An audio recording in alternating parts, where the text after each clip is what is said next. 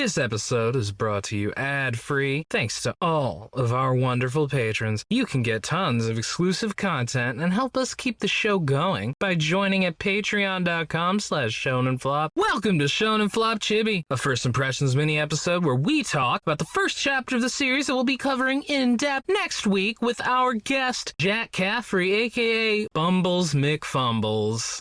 The newest product they sell at McDonald's. The McFumbles. That's what they call it when you have your first date at McDonald's. It's actually a secret menu item. I think, what was it, Flava Flav did that though, where it was like he had like a dating show and he took them on to McDonald's. God, he would. That's awesome. Yeah. Anyway, I'm Jordan, and with me today, as usual, is my lovely co-host, David. Say hi, David. Hi, David. That was my really bad attempt at a hard-boiled voice. That was your manly voice. Yeah, as you can tell, it's very different than my usual voice. Yeah. Wait a sec. Hi, David. Oh, God, that was, shiver down my spine. That was good. That was good. Really got you going. What series are we covering this week, David? We're talking about Takeki Ryuusei. Takeki Ryuusei. Oh, man, you David. know what a Ryuseian, man. Oh, yeah, this is some A+ man manga. This puts the man in manga, David. Yep. Oh, God. Just wait until we read a Jamaican manga and it puts the man in manga. Oh, God. Anyway, this author is named Hara Tetsuo, and it ran between April 18th, 1995 to October 31st, so Halloween 1995, man. And this ran for 26 chapters and 3 volumes. Yeah. This is one of our oldest manga that we've covered. Yeah, I wonder what the average age now of the manga we've read, because we have to keep getting older as we've really covered all the low-hanging fruit, because Shonen Jump is just not canceling series like you'd expect. Really? They kind of chilled on that? I just feel like they're not as aggressively canceling series since COVID. Are you sure? Because they were doing it left and right for a little bit, I feel like. Yeah, I don't know. I felt like last year they didn't cancel anything. Oh, well, anyway, let's get into the first chapter plot summary. Hell yeah. Ryu was the coolest and most badass 16-year-old biker gang leader ever, but he left 2 years ago. In that time, his gang has fallen into selling drugs for the Yakuza. One of Ryu's best buds, Chaka, gets taken in for insubordination by Yashido, the guy that Ryu put in charge while he was gone. Chaka hates how Yashido has just gone full in on selling drugs. So Yashido demands he pay 3 million yen in 2 days and burns the white of his eye with a cigarette, which gives Chaka a cool eye patch. A lone biker dude who's probably not the main character, David, starts trouble with some rowdy bikers blocking traffic on the freeway, while a girl in the hospital talks about her brother who went to work on the docks and is also probably not the main character, David. The cool guy takes out the bikers, allowing people to get to work because he believes in the importance of business and the strong economy. The cool guy arrives to see Chaka getting totally owned by a drug dealer and reveals that, oh my God, David, he's actually Ryu, the main character. Holy shit. What? I didn't see that coming. That kind of feels like JoJo energy. Like that's how you'd introduce a JoJo protagonist. This series kind of has JoJo energy. I mean, I don't think it's the biggest influence on the series compared to another classic series. Oh, no, I think there is a specific series that this took a lot of influence from. Ryu beats up the drug dealer and makes him drive them in his car like a total fucking Chad, while he tells Chaka that he's glad he made it out of the gang life. Popcorn David. Oh, man. I also want to point out that Jordan said 3 million yen with a dollar sign. I did. I noticed that as I was reading it. It's okay. Ryu goes to see his sister, giving her back the ring their mother gave them, which she had to pawn in order to feed them. Oh my God, David, that's her brother? Holy shit, I didn't see that coming. Never would have saw that coming. Chaka, not wanting to drag Ryu back, then decides to break into Yoshiro's house alone to burn all his money instead of just stealing it for some reason. And Jordan, it's because it's not about the money, it's about the message. It's about the message. This author clearly is familiar with the Kino that is The Dark Knight. Yes. Before it was released. He's just that good. Hey, Christopher Nolan read this. Yeah, and is immediately caught. Ryu confronts Yoshiro and his massive gang to save Chaka's life like the king he is. Yoshiro pulls out a gun and shoots Ryu in the shoulder, but Ryu's friends have been sneakily pouring gasoline all over the place, and he pulls out a Zippo lighter like an absolute madman. Ryu then tosses the lighter and beats the shit out of Yashiro as Chaka barely catches the lighter because it thankfully fell slower than is physically possible. Yes. Ryu tells Yashiro he should have been looking him in the eye instead of freaking out about the lighter that was about to kill them all because you think you can let a man see that you're afraid of death? Oh, what's this on the ground? I think it's the crown that Ryu dropped. Oh, Jordan, he's about to hand it to you, my man. Oh, David, I don't know. If the crown is an emperor's crown, it goes to fucking Ryu because what a fucking king. Let's get into first impressions. Chaddest manga to ever, Chad. This is some fucking hot-blooded man shit, David. Should we have had the cover art have been the Giga Chad meme, but drawn as the main character? Oh god, maybe. Not since G Gundam Master Asia have I seen this level of manliness. I actually thought he was going to catch the bullet. But he took it in the shoulder, and it just didn't fucking phase him at all. He didn't give a fuck, man. First of all, the art is kind of amazing.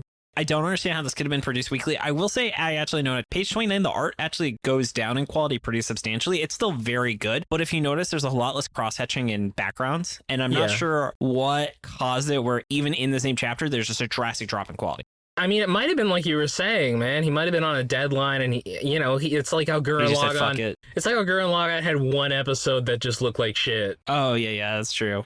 I also want to say we mentioned that this has a manga that it's clearly influenced by. I think it's pretty clearly Fist of the North Star. Yeah, he literally looks like a Fist of the North Star. I'm sure Maxi B will give us some more research, but doing some light checking this dude actually did work on Fist of the North Star, at least the anime adaptation. Whoa, okay. It's not a coincidence. This guy actually worked on Fist of the North Star, and he took it with him when he made the series. That's awesome, actually. I mean, as David mentioned, this main character looks like identical to Kenshiro. Like, there is... Yeah. Even just, like, the art style reminds me so much of it. He's got the fucking heads, man. That manly 80s head that fucking early JoJo was heavily inspired by. Yep. I asked a man, I saw when they drew that girl with, like, the giant boobs, I was like, they really don't do it like that anymore. They really don't, but damn, what shading they had on those boobs. Right?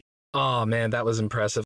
This guy definitely made something really successful before or after this. Yeah, I will say, story's fucking stupid, but I mean... Oh, yeah, nothing made sense. None of these characters are really introduced. I don't know what the plot of this manga is, because it's not him saving up money for his sister, which is what you would think the plot would be. Yeah, no, it's very stupid, but I don't really care. It's like, you're not reading this for an intelligent plot. Yeah.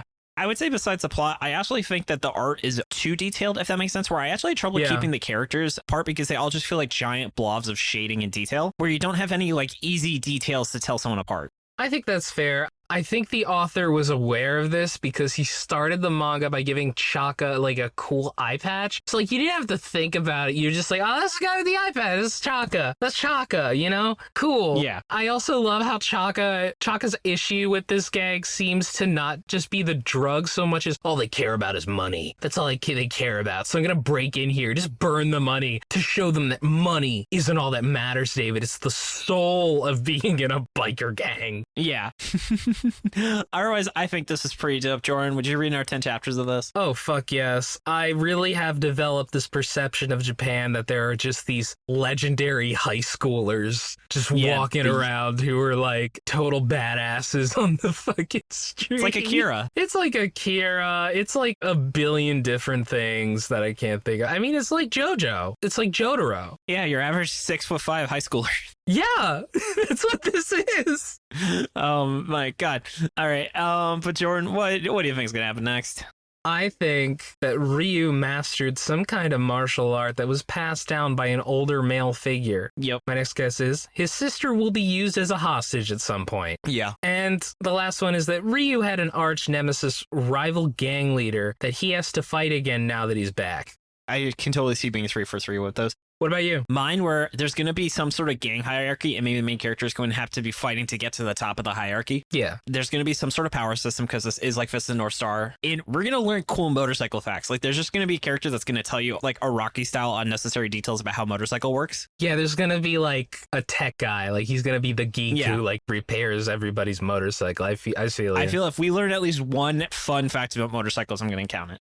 Okay. Yep. And then Jordan, what's your power word? Hot-blooded. That's good. Mine is choppy because I feel like there's karate chops, there's choppers, and the plot is kind of choppy. So it's, that word choppy's pulling a lot of weight. I feel you. I think that makes a lot of sense. This fucking choppy, hot-blooded chopper manga. Yeah, but not Chopper from One Piece. It's not hot-blooded. No, Chopper is like the opposite of hot-blooded. Yeah, but he's adorable. Yeah. And speaking of adorable, people who send us questions are also adorable. That was a weird segue. I'm going to go with it. Just a reminder, you can post your questions in the Shonen Flop Discord, where you can find a link to it in our show notes or on our site, shonenflop.com. And we give priority to our patrons, people who haven't asked a question before and people who haven't had a question answered in a long time. And because last time we unfortunately couldn't get through all our questions, we're going to be doing some extra questions to make up for the ones we didn't answer last episode. So let's start it off with Sayman, who asks, what manga had the best exam arc? The manga itself doesn't have to be good, just an exam arc part. Bonus points if it wasn't a well-known manga. So I can think of one very well-known manga that has a very good exam arc. Actually, two. Yeah, same. For me, I mean, I've said it before, but I don't know if anything will top Hunter x Hunter's. Yeah, I mean, Hunter x Hunter really was like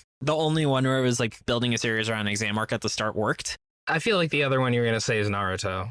Yes, the Chunin exam is also considered a highlight of the series. I'm trying to think of a bad manga that has a good exam arc. I feel there was something recently where you're like, I actually didn't mind the exam arc. Or I think you were like, Gina and Gluno should have had an exam arc. Was that it? Yeah, Ginka and Cluna should have had one. I feel like My Hero Academia's is like, okay. Yeah. Generally speaking, it's very rare that an anime or manga is saved by an exam arc. Tournament arc now, though. A tournament arc is like has a way higher victory. It saved Dragon Ball. It saved Dragon Ball. It saved. I can tell you, I'm watching Kinnikuman. Like Kinnikuman sucked before the tournament arc. Wait, how is it supposed to be? Isn't it supposed to be nothing but tournament arcs given it's about wrestling? Yeah, so the first 6 chapters are Kinnikuman literally just fucking around and fighting kaiju. Like that's it. Oh, that's stupid. It's stupid. And then they're like, oh, well, you know what? Here's a pro wrestling tournament. And the manga just jumps in quality. I'll have to read that at some point. Yeah. Next up from Lord Anubis, what kind of manga do you wish to see get serialized in Weekly Shonen Jump? I would like to see another manga with a strong female protagonist, because Akane Banashi is literally the only thing that's running right now that does that. Oh man. We also don't have any true gag manga in Shonen Jump right now. Yeah. Are there any manga like this, David, that are like just stupidly manly? I feel like there aren't right now. Well, there's Sakamoto Days, which is like John Woo style action. Oh, what about Mashal? Mashal is literally about a bodybuilder who punches wizards in the face. Yeah, but man, I miss this kind of art style, though. I feel like this is a huge aspect of it, you know? Then I guess the answer is no. Yeah, no, I'd like to see him. I'd like to see a manga. Oh, what about Undead Unluck? I've heard that's kind of stupid manliness. I don't know. You can ask Victor. I know absolutely nothing about Undead Unluck, so I can't say. He asked us to make an Undead Unluck channel, so I'm sure he has nothing. He would absolutely love to tell you about the series. Nice. All right, next from Aussie Rat. If you knew there was a hip hop chess club near you, would you join it? Yes. I probably would save my time for chess boxing, but Jordan says yes. Yes. From Vanarchist, if you run out of Shonen Jump series to cover or just feel like mixing it up, what magazine flops would you cover? So actually, we have covered quite a few not Shonen Jump manga. Yeah. We actually accidentally covered a manhwa in Dark Mage, but in terms of not Shonen Jump manga, I think Tista wasn't Shonen Jump, Instant Bullet definitely wasn't Shonen Jump, Champagne definitely was not Shonen Jump, and neither was Kako and the False Detective. Yeah. I would say, honestly, like 1 in 4 manga we cover probably at this point are not Shonen Jump. Yeah, like, I know the podcast is called Shonen Flop, but, like, we actually don't stick with that. We just cover flop manga regardless of the magazine it was published in. Yeah. Next up from Bamba Raptor, who was a guest on the show. Thank you so much for being on the show. If you had to give a manga concept that was guaranteed to flop regardless of who wrote it, what would it be? I think a guaranteed concept to flop would be, what if it was like a really complicated political manga that was all dialogue and that but then again, Death Note was famous. Yeah, but what if it's specifically dealt with like you had to have a really like deep knowledge of like Soviet Russian politics in like the 1930s? Yeah. That would not last very long. Oh, how about a pro drug use manga? That's all about where to buy drugs, make drugs, and use drugs. There you go. Oh god, I like this. Just like sitting here coming up with like absolute definite flops. Like, what about a manga about like colors, like inspired by Build King? I was gonna say, let's just rerun Build King. Yeah. Or have Tim Buckley make a manga. Oh god. Tim Buckley makes Cypher Academy. Oh god. What about a manga all about NFTs and crypto? The Crypto Kids. What about, it's like Hikaru no Go, but it's about Jenga? I actually had an idea for what about like a Jenga-based talk show where what the Jenga piece you pull out has the question you have to answer. Oh god, that's a very strange game show, but it could work. Or not game show. Sorry, interview show. So it's like Hot Ones about Jenga. What happens if it falls? Interview's over? Then the interview's over. Yeah, we'll call it pulling out. I just love the idea of like the interviewers sitting down with like a really interesting guest and they fuck up on the first pull and they're like, well, bye. Yeah, I can imagine Zach Galifianakis doing that for like Between Two Ferns, where it's like, and our guest today is Barack Obama, and he just whiffs it and he's like, well, see you later, Mr. President. Yeah. Okay, all right, we need to move on to the next question though. Yeah. All right, from Meru, we have, what part of ramen do you eat first? The ramen? So like there's the soup, there's the meat, there's the noodles. There's actually quite a few choices you can make, Jordan. Oh, well, it's the ramen. The whole thing is the ramen. Do you mean the noodles? The noodles. Okay. I go for the broth, try and make it like about the broth level even with the noodles, so I don't feel like because it's like so easy to eat all the noodles and not have anything left besides the soup. Yeah, I feel you. And then finally, from Red Blade, rename a manga you like as a light novel title, or rename a flop manga of your choice as a light novel title. So, Jordan, I would say the answer is, what light novel title would you give to Chainsaw Man? I wasn't gonna do Chainsaw Man. I was gonna do, oh no, my alien brother has come to fight me and my son, and he says I'm an alien too? Oh, man. I love Ultimate Muscle. Yeah, that's what it is. I'll do Chainsaw Man and say, that time I died and fused with my dog, and now I want to be this lady's dog because she has a dump truck ass and fight devils. Makima does not have a dump truck ass. Her ass is flat. I know. Makima, literally, the entire Chainsaw Man community has gaslit people into thinking Makima has a dump truck, which is not remotely true. Not remotely true. She, like, pretty explicitly and intentionally has a very slight figure. Like, she is very skinny and, like, kind of boxy. Like, she is not curvy. Yeah. There is actually, I thought it was funny. I saw someone was posting, like, some bleach art, and there's one where he just gets Orihime this absolute dump truck ass. See, I buy that more than fucking Makima, though. All right, and then since we have an extra minute, let's rename a flop manga of your choice as a light novel title. Let's see. That time I was a magician and died doing a magic trick, and now I have a harem of girls trying to take down the church. But I'm gay. Oh no. Fuck. Maybe for Patreon, we should that might be a fun little sub content is just go through a series and name them. Oh, man. Should we do that for our patron readers, what their names of light novels would be? Oh, that would be, like, way too difficult, but... That might be difficult, but be fun. It would be fun. It would just, like, be really hard. Let's see. For the flop manga, let's see. That time I... That time where you saw how shitty boomers are. Fuck boomers, man.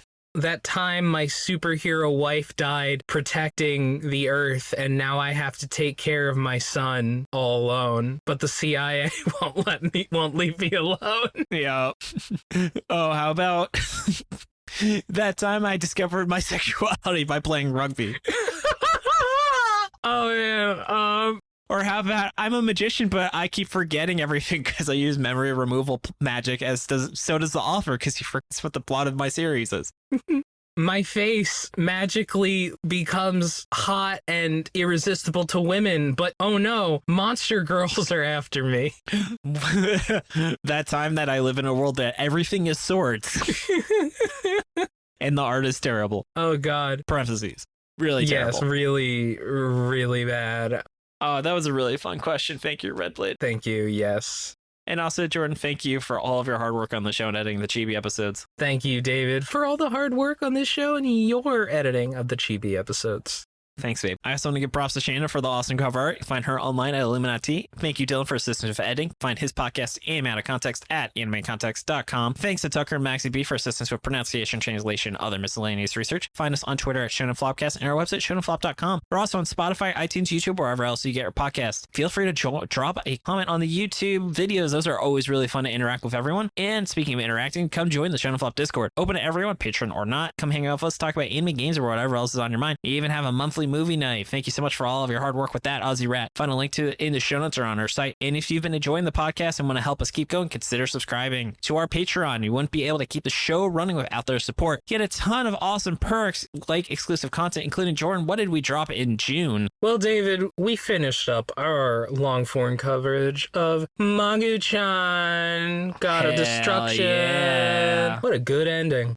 And I'm very excited for our July, where we're going to be talking about legendary JoJo ripoff Diesel with the Shuckmeister. Hell yeah. You could even be listening into these recordings right now or hearing our warm-up audio. You can find us at patreon.com/ShonenFlop, and I'm going to be reading off some of our wonderful patrons. I want to start off by thanking our Chainsaw Man patron, Dude Man Bro Guy, and then moving on down to the Dolphin Dads, we have Friendship Power Flop, Friendship Power Flop, Let's Go Shonen Flop, Let's Go Shonen Flop, Let's Go Shonen Flop.